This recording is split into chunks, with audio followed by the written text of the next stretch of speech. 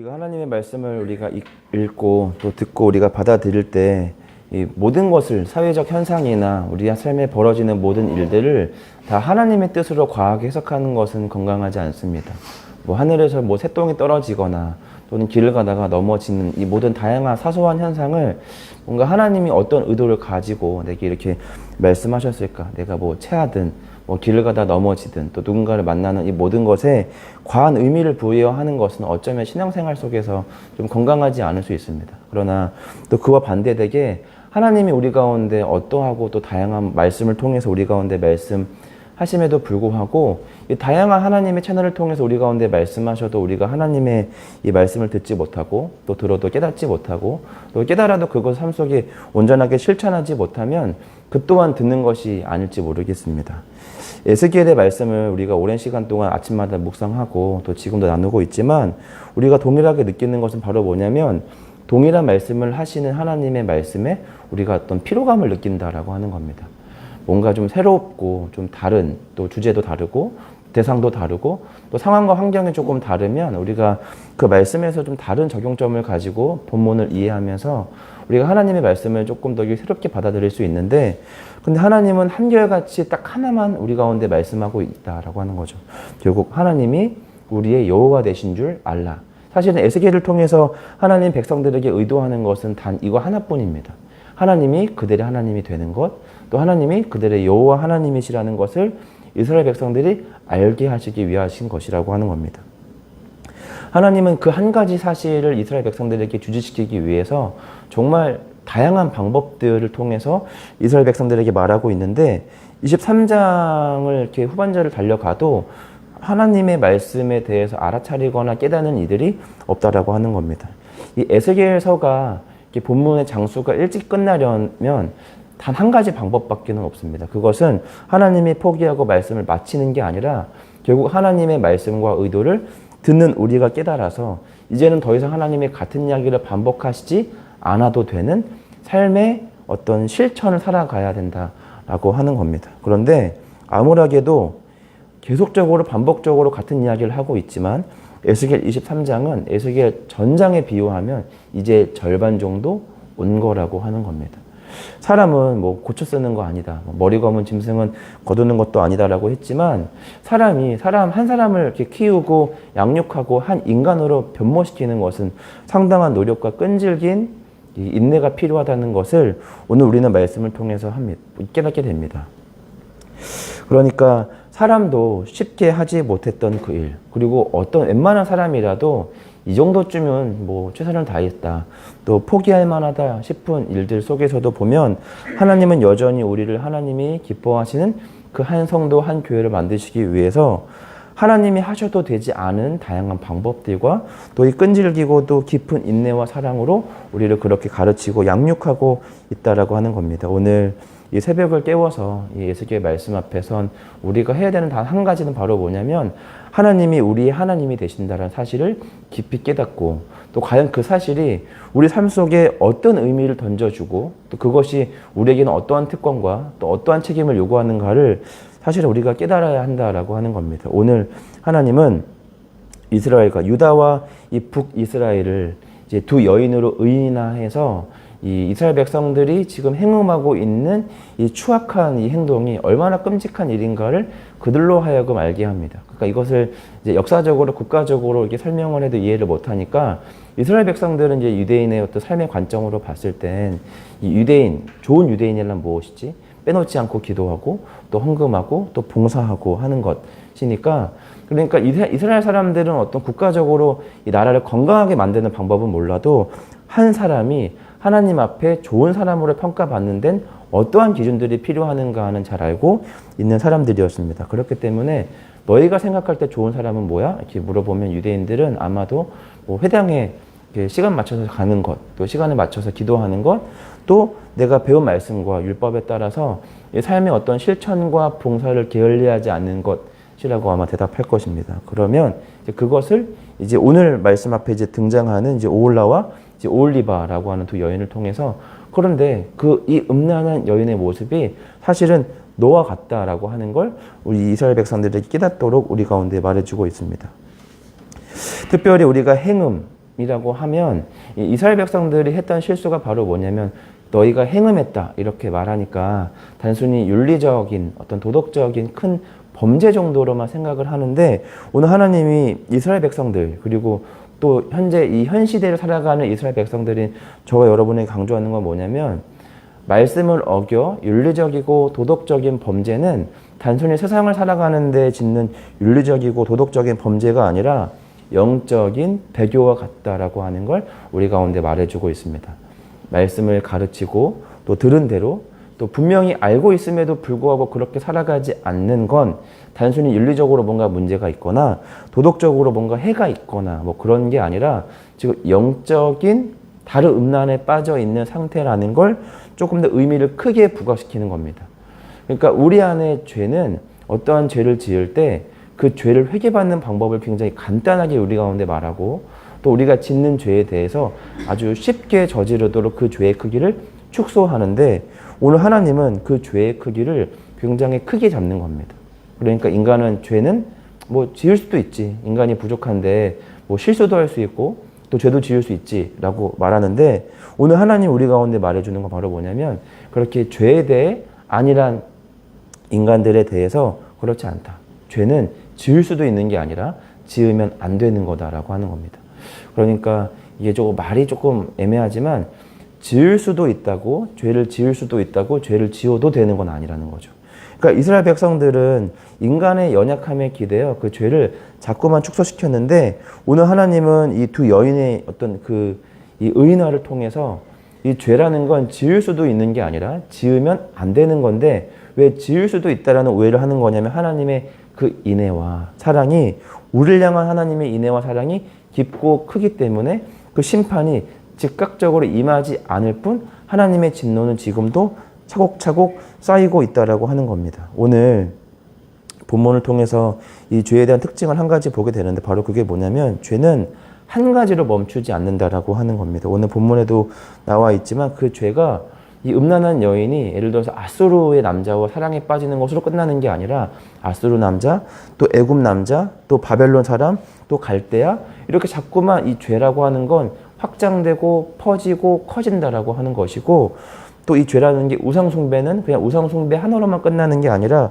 또 우상숭배는 또 몰렉에게 자기의 자식을 바치는 것 이렇게 자꾸만 무언가로 확장된다라고 하는 겁니다. 그래서 하나님은 우리가 이 말씀을 통해서 다시금 우리가 회복하기를 원하시는 마음은 바로 뭐냐면 이 죄가 갖고 있는 이 확장성 또 이 마치 스노우볼처럼 자꾸만 커지는 거에 대한 이 경각심 우리 가운데 깨달아서 죄는 지을 수도 있는 게 아니라 결코 죄는 가까이에서도 봐서도 냄새를 맡아서도 만져서도 안 되는 거다라는 이 가장 중요한 확고한 기준을 우리 가운데 말해주고 오늘 본문 후반절은 우리에게 주어진 모든 것들이 우리 것인가에 대한 질문을 우리 가운데 던지고 있습니다. 이스라엘 백성들, 특별히 이 에스겔의 말씀을 통해서 자꾸만 언급되는 이 잘못된 우상숭배가 바로 대표적인 우상숭배가 뭐냐면 이 몰렉 우상입니다. 이 몰렉 우상의 가장 끔찍한 점은 자기의 자식을 불태워 죽이는 것으로 또 몰렉이라고 하는 그 우상에게 바치는 것으로 그 인간의 가진 신앙심을 몰렉에게 증명한다라고 하는 데 있습니다. 그러니까 이 생명의 주권, 이 자기 자식이라고 자기 자식이 아니죠. 성경이 우리 가운데 말하는 우리의 생명, 우리의 시간, 우리의 자녀, 또 내가 가지고 있는 모든 물질들, 하나님께 부여받은 모든 것들은 하나님이 우리에게 주신 것이 아니라 하나님이 우리 가운데 맡기신 것이다라고 하는 그 청지기적 성경 관점을 우리 가운데 말해주고 있습니다. 그런데 몰렉 우상의 끔찍한 점은 바로 뭐냐면 우리의 것이 우리의 것이다라고 하는 착각을 하게 되는 거죠. 그러니까 내 거니까 내가 이것을 뭐 불태워서 바치든 뭐 어떤 식으로 이것을 뭐 파괴시키든 뭐 불태우든 없애든 그것이 뭔 상관이냐라고 하는 거죠. 그러니까 현대적 관점에서 자기 자식을 불태워 죽이는 부모는 정신병을 가지고 있는 부모 말고는 없을 겁니다. 그러나 우리가 어쩌면 고대에서 이 몰렉에게 우상을 바쳤던 부모나 지금 현 시대를 살아가는 부모나 동일한 이 문제는 바로 뭐냐면 자기 자식이 나의 소유에 있다. 내 생명이 내 것이다. 내 시간과 내 물질 또한 내 것이다라고 하는 잘못된 사고는 아마 이 고대 사회나 현 시대를 살아가고 있는 우리나 어쩌면 비슷한 생각을 하고 있을지도 모르겠습니다. 그러나 성경은 우리 가운데 말해주고 있는 것은 바로 뭐냐면 우리의 생명, 우리의 시간, 우리의 삶, 우리가 가지고 우리가 누리고 있는 모든 것들은 우리 것이 아니라 하나님이 우리 가운데 잘 쓰고 잘 관리하고 잘 사용하도록 우리 가운데 맡기신 하나님의 것이라고 하는 겁니다. 그러니까 우리가 생명을 하나님께 드린다. 이 표현도 맞지만 성경적인 관점에서 조금 더 정확하게 표현하자면 하나님께 우리의 생명을 드린다가 아니라 하나님께 우리의 생명을 돌려드린다가 맞을지 모르겠습니다. 누군가가 누군가에게 물건을 맡겼다면 물건을 맡은 자에 대한 올바른 책임은 바로 뭐냐면 내 것인 양 함부로 쓰는 것이 아니라 내게 맡긴 그 사람의 의도를 잘 파악해서 그것을 잘 관리해야 된다라고 하는 겁니다. 우리의 자녀들도 마찬가지입니다. 우리는 지금 몰래에게 우리의 자녀를 불태워 이렇게 막 드리고 있지는 않습니다. 그러나 우리는 어쩌면 세상이라고 하는 몰래에게로 우리의 자녀를 자꾸만 내몰고 있는지도 모르겠습니다.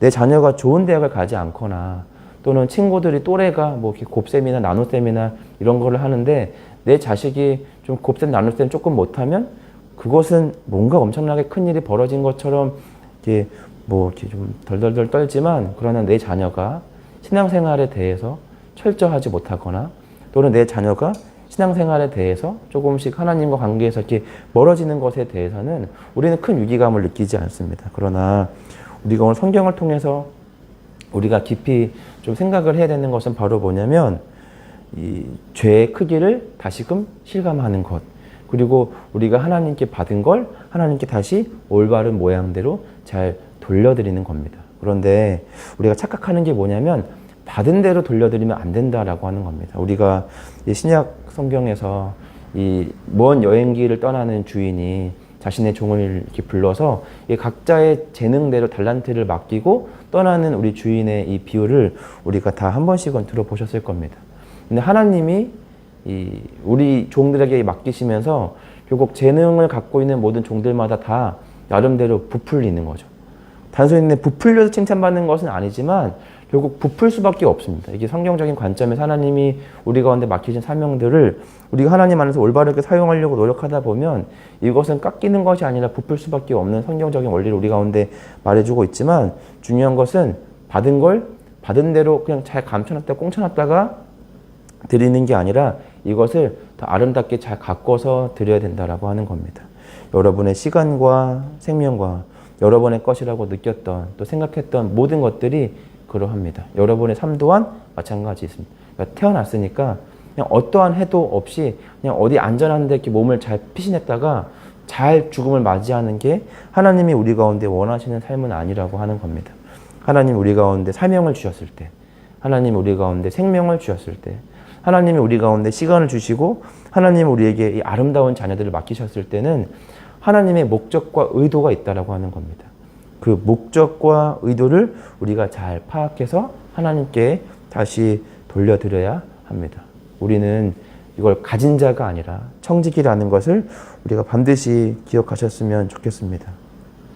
에스겔이 말하는 것처럼 신명기 8장 18절은 에스겔을 통해서 하나님이 말씀하시고 싶었던 가장 중요한 것들을 신명기 사관을 통해서 우리 가운데 말하고 있습니다.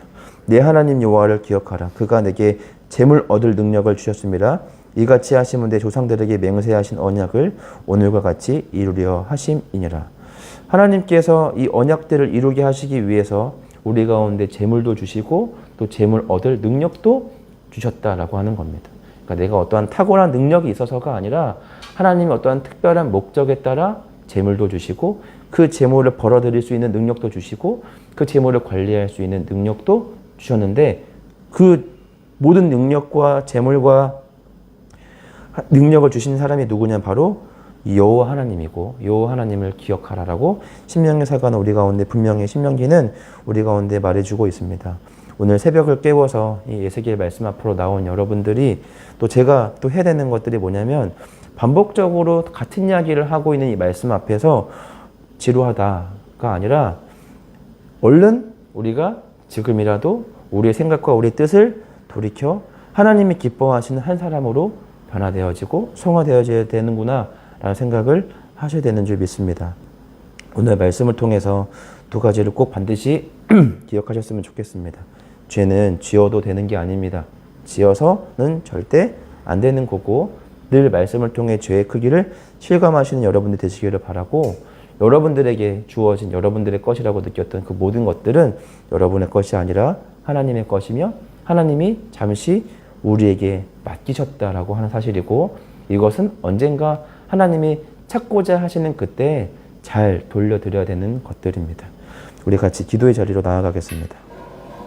우리가 오늘 이 세 가지를 위해서 기도할 건데 첫 번째는 나를 위해서, 두 번째로는 우리 교회를 위해서, 세 번째로는 우리 교회 통합을 위해서 함께 우리 기도했으면 좋겠습니다. 첫 번째로는 하나님께서 우리의 삶의 주인이 되심을 인정하게 하시고 우리의 자녀, 재능, 물질, 시간, 생명 모든 것이 주님의 것임을 고백하며 나의 손 안에 있는 것이 내 것처럼 내가 생각하지 않고 주님이 맡기신 이 청지기처럼 지혜롭게 잘 사용하고 우상에게 이 모든 것들을 빼앗기지 않는 나의 삶이 되게 하여 주시옵소서. 두 번째로 교회를 위해서 함께 우리 기도할 때는 주님 우리 교회가 참된 주권자 되시는 하나님만 의지하게 하시고 세상의 힘과 방식이 아닌 주님의 말씀과 성령을 붙들게 하시고 우상과 세상의 가치가 아니라 하나님의 가치로 빛나는 교회가 되게 하여 주시옵소서. 함께 우리 기도했으면 좋겠고 또 마지막 우리 교회 통합이 하나님 안에서 지혜롭고 선하게 아름답게 잘 진행되어질 수 있도록 그 모든 결과가 하나님 안에서 아름답게 열매 맺어질 수 있도록 함께 우리 기도했으면 좋겠습니다. 우리 주기도문 하심으로 우리 기도의 자리로 나아가겠습니다. 하늘에 계신 우리 아버지, 아버지의 이름을 거룩하게 하시며 아버지의 나라가 오게 하시며 아버지의 뜻이 하늘에서와 같이 땅에서도 이루어지게 하소서. 오늘 우리에게 일용할 양식을 주시고 우리가 우리에게 잘못한 사람을 용서하여 준 것 같이 우리 죄를 용서하여 주시고 우리를 시험에 빠지지 않게 하시고 악에서 구하소서. 나라와 권능과 영광이 영원히 아버지의 것입니다. 아멘.